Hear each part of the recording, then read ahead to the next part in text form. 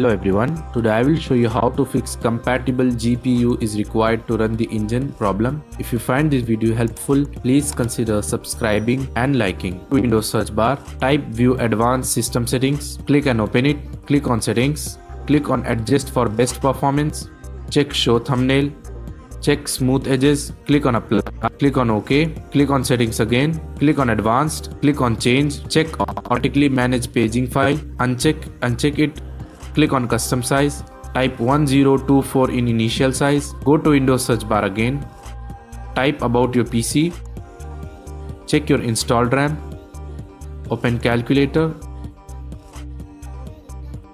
multiply installed RAM with 1024,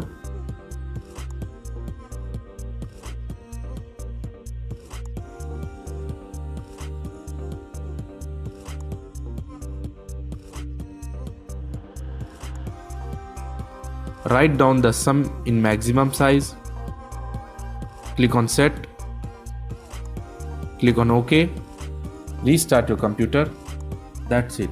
Thanks for watching.